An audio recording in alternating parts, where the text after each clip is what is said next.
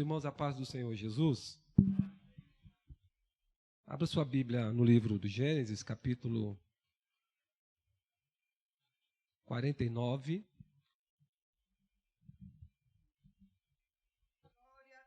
Vamos ler os versículos 1, 2 e depois iremos para o versículo 33. Eu quero agradecer a Deus por essa oportunidade tão honrosa e também ao nosso pastor. Muito obrigado, meu pastor. É uma honra muito grande, viu? Estar pregando aqui na ceia. Deus abençoe o senhor grandemente. Gênesis 49, versículos 1 e 2. E depois iremos para o versículo 33. Amém? Está escrito assim: Depois chamou Jacó a seus filhos e disse: Ajuntai-vos, e eu vos farei saber o que vos há de acontecer nos dias vindouros. Ajuntai-vos e ouvi, filhos de Jacó, ouvi a Israel, vosso pai. Versículo 33. Tendo Jacó acabado de dar determinações a seus filhos, recolheu os pés na cama e expirou, e foi reunido ao seu povo. Senhor Deus querido, nós estamos diante da Tua palavra, Senhor, e te pedimos que Tu nos faça compreender a Tua palavra pelo Teu Santo Espírito, ó Deus. É a nossa oração, no nome de Jesus. Amém. Podeis tomar assento, se você quiser deixar a Bíblia aberta aí. Nós vamos passar por alguns versículos e aí seria interessante que a sua Bíblia esteja aberta. Eu vou ficar de olho aqui no relógio também, irmãos. Nós temos ceia, né, ainda a celebrar, então não vou me demorar. Mas gostaria de cativar a sua atenção por alguns instantes e pensar com você sobre a maturidade cristã, não como um resultado a se alcançar, mas como um processo a se viver. Nós temos, às vezes, me parece que nós temos a ideia da maturidade como algo estático que a gente alcança. É muito comum a gente pensar assim, mas nós veremos que a trajetória de Jacó, ela nos ensina que o amadurecimento é a partir da vivência de cada processo que a vida nos apresenta. Jacó, ele está aqui terminando os seus dias muito melhor do que quando eles começaram. Nós temos Jacó aqui, no leito da sua cama, farto de filhos,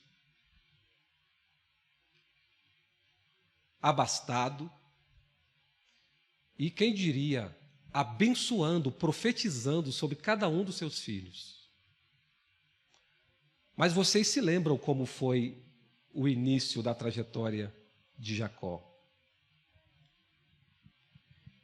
E nós temos pelo menos 3 momentos na vida de Jacó que deixam muito claro esse processo de amadurecimento, que de alguma forma eu acredito que também pode nos inspirar a olharmos para nós mesmos e nos percebermos em que momento de vida eu estou, quando eu estou falando de maturidade cristã.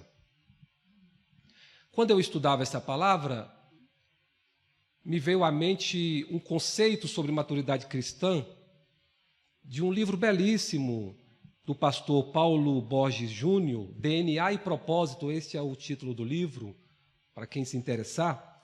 Ele diz assim, que maturidade cristã é a intensidade com a qual vivemos os processos de forma a chegarmos em um estado pleno de consciência, responsabilidade e cumprimento da nossa vocação. Então, maturidade é alcançar esse estado de consciência, de responsabilidade e de cumprimento da minha vocação enquanto cristão. Mas perceba, irmãos, a trajetória de Jacó. Nós estamos aqui no livro de Gênesis, entre os capítulos 25 ao 49. Jacó aparece aqui neste cenário, no seu primeiro momento de vida, marcado por carências e cobiças. Aliás, muito típico da imaturidade. Jacó se apresenta cheio de egocentrismo, busca por afirmação e uma relação superficial com Deus. Perceba, no Gênesis 25, vou só citando, do 29 ao 34, nós temos Jacó comprando a primogenitura do irmão, fazendo aquela jogada toda, né? Oferecendo a lentilha para que ele pudesse sobrepujar o irmão e ficar com a primogenitura, que era a grande bênção. Comprando a primogenitura do irmão. Neste mesmo capítulo 25, versículo 28, Jacó também marcado por esta imaturidade, ele concorda com a predileção da mãe. E nós sabemos que toda família que vai por este caminho, não é? Quando um pai e uma mãe, ele prefere um filho em detrimento de outro, isso acaba dando problema. Mas Jacó concordou ali com a predileção da mãe, e eles armaram toda aquela situação para enganar o pai. É assim que Jacó se apresenta. Usando todo tipo de meios para justificar determinado fim. Ainda que este fim seja para obter poder, status, impressionar alguém. Os interesses pessoais aqui, nesta fase da vida de Jacó, está acima da coletividade. Ele está pensando mais nele do que no fraterno. Os interesses pessoais estão acima do bom senso, dos valores comuns. O complô de Rebeca e Jacó para enganarem Isaque e assim obter a bênção do patriarca configura este momento inicial da vida de Jacó. Uma atitude conscientemente má e que traria terríveis consequências. No capítulo 27 do Gênesis, perceba, a mãe chega a dizer: faz o que você tem que fazer e que essa maldição caia sobre mim. Olha que coisa terrível, irmãos. E aí, para completar, nós perceberemos no Gênesis 28, versículo 13, que Jacó não conhecia o Deus de seus pais. Porque Deus se apresenta dizendo: eu sou o Deus dos teus pais. Jacó não conhecia Deus. Ele não era sensível à presença de Deus. Porque ele chega a dizer no versículo 16, Gênesis 28, versículo 16, na visão da escada, ele diz assim: despertado Jacó do seu sono, disse: na verdade, o Senhor está neste lugar e eu não o sabia. Deus estava ali, mas Jacó não estava sentindo a presença dele.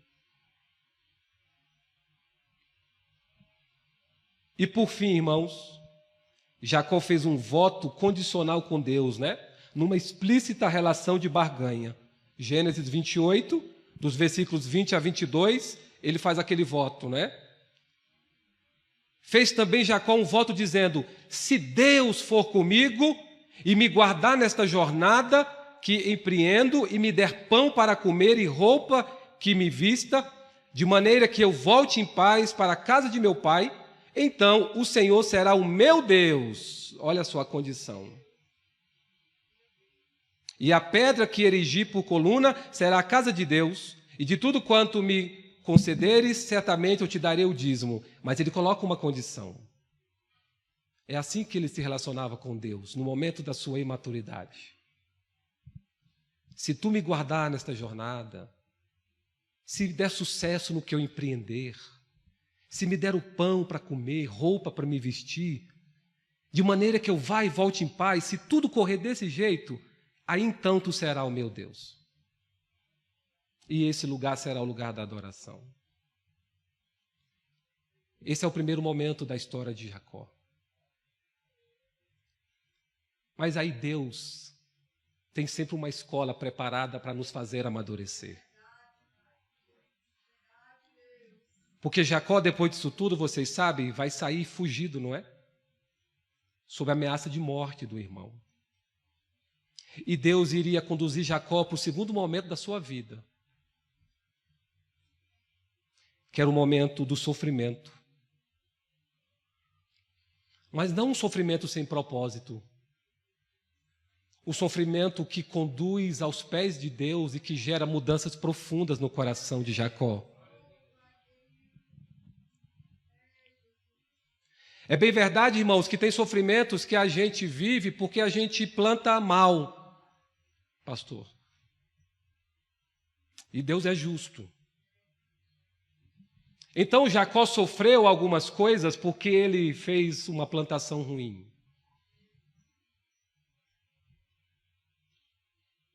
No Gênesis 27, 41, a ira do irmão Esaú estava sobre Jacó. Ele estava sofrendo, fugindo, sob a ameaça de morte, como consequência daquilo que ele havia feito, enganado o irmão, no momento de fragilidade. Deus permitiu que Jacó fosse também enganado e perseguido por Labão. Da mesma forma que Jacó enganou, ludibriou, Deus permitiu que ele experimentasse isto. Porque tem sofrimentos que a gente passa porque a gente faz escolhas ruins. E aí nós não podemos ficar culpando Deus, nem o diabo sobre isso. É a gente que escolhe mal. E aí ele trabalha 7 anos, crente que ia casar com a mulher desejada, não era, é enganado. Aí trabalha mais 7 anos.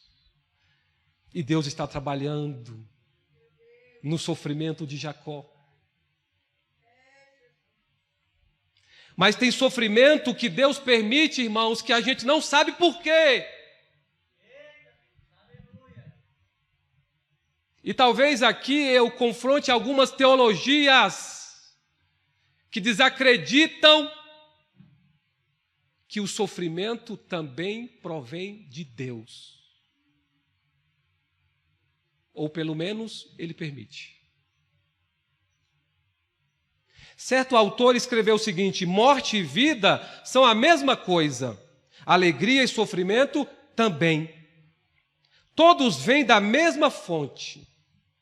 O conflito que muitos têm sobre a bondade de Deus é apenas fruto do equívoco de pensar Deus a partir de si. É porque a gente não entende, não é? Quando nós estamos muitas vezes no meio do sofrimento e nós não queremos aceitar isso e relutamos, é porque a gente está pensando Deus só a partir de nós mesmos. E aí ficamos questionando a bondade de Deus, se Deus nos esqueceu. E chegamos a dizer, Deus, tu está em silêncio e me esqueceu. É porque nós estamos olhando para o sofrimento somente a partir de nós mesmos e não a partir de Deus. E talvez seja muito difícil achar o que Deus está pensando sobre isso. Mas uma coisa é certa, nós precisamos descansar nisto. Como não citar Agostinho, aquele que amo, quando ele diz, se Deus não soubesse tirar algo de bom do sofrimento, não permitiria jamais que esse nos atingisse. O sofrimento é uma escola que Deus permite para nos fazer melhores.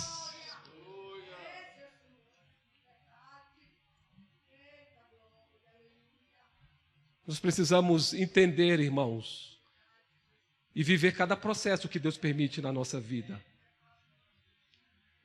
Se você ler o Salmo de número 22, que é o salmo que prefigura o Messias sofredor, Davi está ali em um processo de amadurecimento em meio ao sofrimento. Depois passe pelo Salmo 22. Ele está debaixo de humilhação, como em praça pública, sentindo-se como em meio aos touros de Bazã, em meio aos cães, sofrendo terrivelmente. E ele começa o salmo sendo tentado a achar que Deus o esqueceu. Deus meu, por que me desamparaste? Em meio ao sofrimento, ele foi tentado a achar que Deus o esqueceu. Mas aí o salmo continua. E aí nós vamos percebendo a serenidade vindo ao coração de Davi. Quando ele diz, não, mas os meus pais buscaram a ti e tu os livraste. Então ele começa a ter convicção. Deus não me abandonou. E mais à frente, depois dessa convicção, ele começa a enxergar o seu próprio estado. Eu sou um miserável pecador. E tu és um Deus santo, então tu não me esquece, porque tu és um Deus santo. E nesse processo de elaborar o sofrimento, Davi termina o salmo entendendo o propósito de Deus, que era levar ele aos pés do Senhor, mas também levar pessoas aos pés de Deus. Percebe o que o sofrimento na tua vida pode representar? O sofrimento na nossa vida, em primeiro lugar, vai nos fazer buscar os pés do Senhor.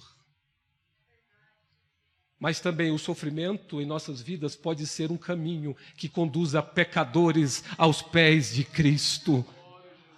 Porque nós não podemos, numa noite de ceia, olhar para o sofrimento de Cristo e não achar que nós também não podemos sofrer pela causa dele. Alguém disse certa vez, se nós não podemos morrer por Cristo, então pelo menos que vivamos por ele.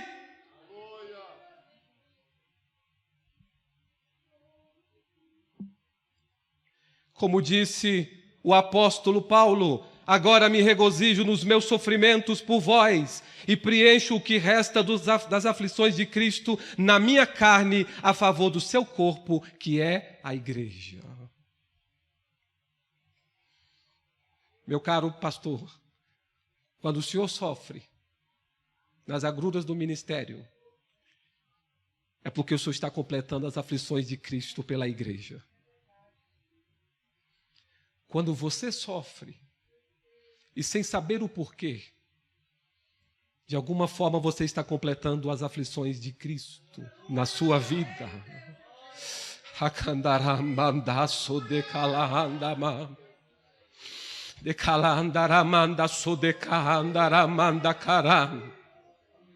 Deus nesta noite está trazendo sobre nós um bálsamo grandioso. Deus está sarando feridas nesta noite. E que ainda que não seja sarada hoje, Deus está nos fazendo compreender o seu propósito.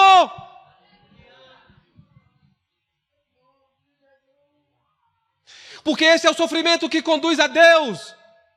Então lá está Jacó agora, experimentando algo diferente. Ele começou a ter experiências com Deus. No Gênesis 32, ele viu o milagre no rebanho, Deus multiplicando o rebanho. No Gênesis 32 também, Jacó agora já estava vendo anjos.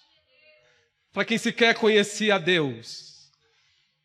E aí, meus queridos irmãos, Deus cumpre o seu propósito de amadurecimento, levando Jacó até o val de Jaboque. Tudo isso estava acontecendo para que Deus conduzisse aquele homem até aquele lugar.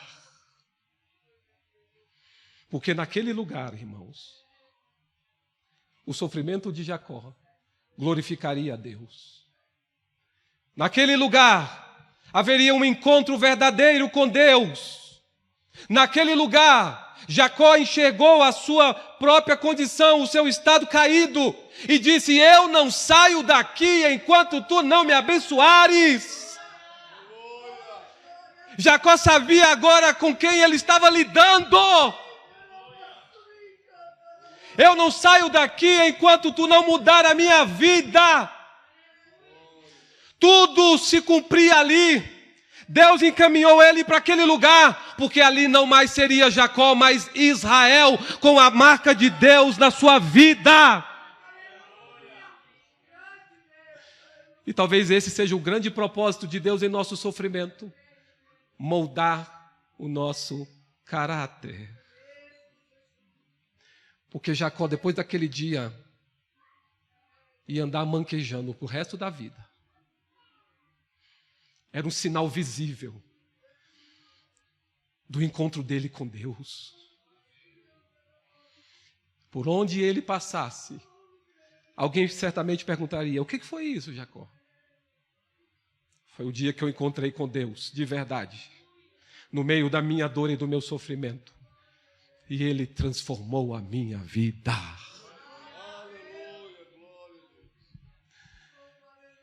E aí nós estamos caminhando para o fim, entrando no terceiro momento da vida de Jacó.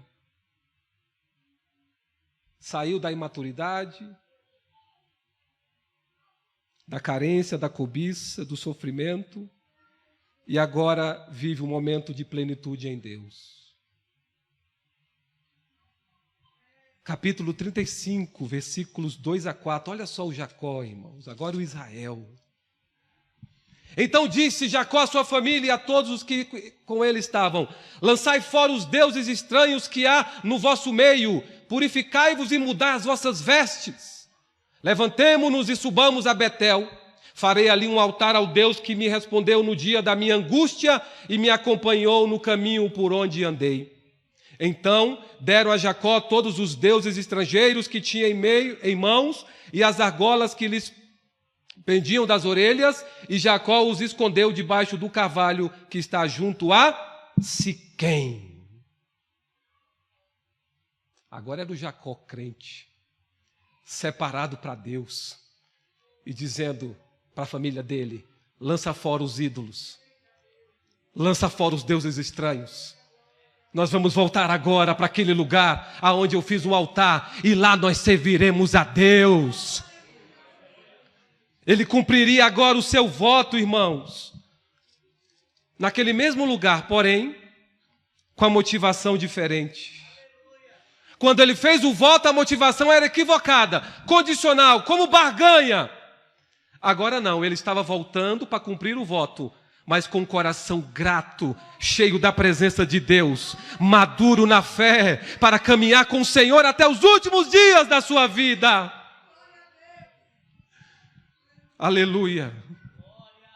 Jacó permaneceu fiel a Deus até a morte, a ponto de profetizar sobre os seus filhos. Meus irmãos, nós não estamos falando de resultado, nós estamos falando de um processo. Porque é assim que Deus nos aperfeiçoa.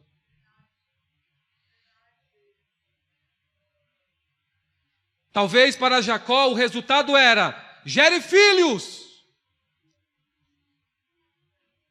Um mau filho, que agora seria pai de filhos. Isso seria o resultado. Jacó teve filhos. Mas o processo não era esse. Deus estava querendo fazer o seguinte: eu quero você um bom pai. Não basta ser só pai. Eu quero que você seja um bom pai todos os dias da sua vida. Isso é amadurecimento, irmãos. O resultado é ser pai. Mas o processo é: eu preciso ser o melhor pai possível. Eu preciso ser a melhor mãe possível. E isso é para todos os dias. O resultado para Jacó, ele queria riquezas e Deus deu riquezas a ele. Qual era o resultado? Jacó cheio de riquezas. Mas o processo não era esse. Deus deu riquezas, mas Deus queria: agora seja generoso, piedoso e divida as suas riquezas. Isso é maturidade. O resultado: tenho riquezas, e maturidade, eu vou dividir. Ele enche o irmão de presente. porque o coração ganancioso já não existia mais. Isso é maturidade, irmãos. Se olhássemos para o resultado apenas, Jacó se encontrou com Deus, e qualquer um pode se encontrar com Deus. Mas a maturidade, enquanto o processo está, além de encontrar com Deus, eu preciso ter uma vida santa, piedosa, quebrantada, sendo um instrumento nas mãos de Deus. A igreja pode ficar de pé, pastor? Por favor, com a permissão do nosso pastor.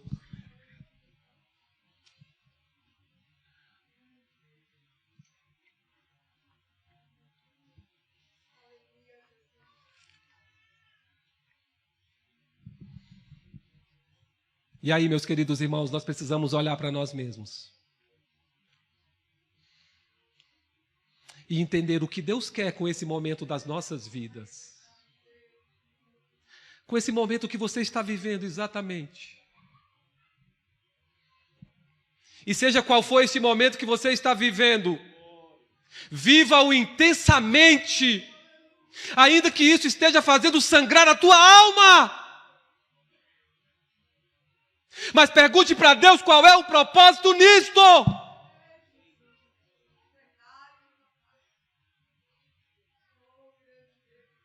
Nós não podemos terminar os nossos dias pior do que quando nós começamos. O caminho é esse, sem volta, de amadurecimento. E nós nunca chegaremos a esse estado pleno quando Cristo olha para a igreja. Naquela analogia do casamento em Efésios, ele está dizendo isso. É um processo de aperfeiçoamento, de cuidado, até que sejamos varões perfeitos. Então hoje, aproveite para amadurecer. Neste processo que você está vivendo. Porque certamente Deus tem algum propósito nisto. E ainda que você não saiba qual, acredite, Deus tem um propósito nisto. Tem um livrinho bem intrigante do C.S. Lewis, Cartas a um Diabo Aprendiz, em que o velho diabo Maldonado está aconselhando o seu sobrinho Vermelindo. E ele diz assim: solape a fé dos cristãos.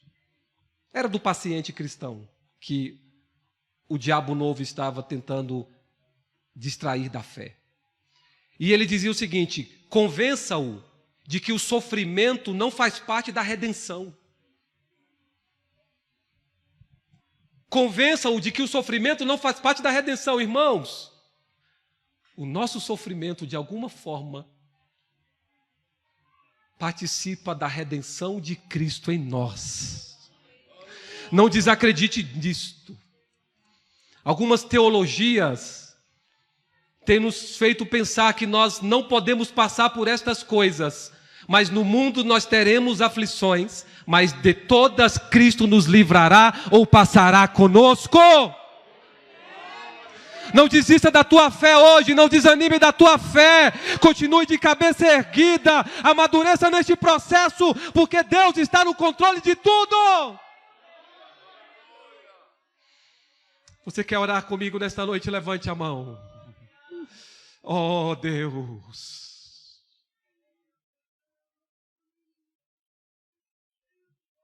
Deus de poder e glória, atenta para nós nesta noite, Senhor. Só Tu sabe, ó Deus, o coração do Teu povo, as angústias, as dores, as lágrimas, a desesperança. Deus, e muitas vezes a nossa compreensão é tão limitada que não conseguimos entender, e talvez não entendamos os Teus propósitos, mas pelo menos nos faça descansar em Ti. Renove as nossas forças nesta noite, Senhor. Pai, nos faça crescer com esse momento que estamos vivendo. De maneira, ó Deus, que Tu sejas glorificado em nossas vidas. Pai Santo, nós estamos nesta noite também olhando para Ti. Nas dores que Tu levou sobre si por conta dos nossos pecados. A cruz que Tu carregaste por conta dos nossos pecados e as nossas transgressões. Então também nós ficamos constrangidos, Senhor, porque todo o mal que estava sobre nós foi para Ti. Faça-nos, portanto, Senhor, gratos a Ti pelo Teu gesto de amor, pelo Teu sacrifício. E com alegria, Senhor, ainda que em meio a dificuldades, possamos estar diante da Tua mesa nesta noite. Deus, é assim que oramos, no nome santo de Jesus. Amém. Obrigado, pastor.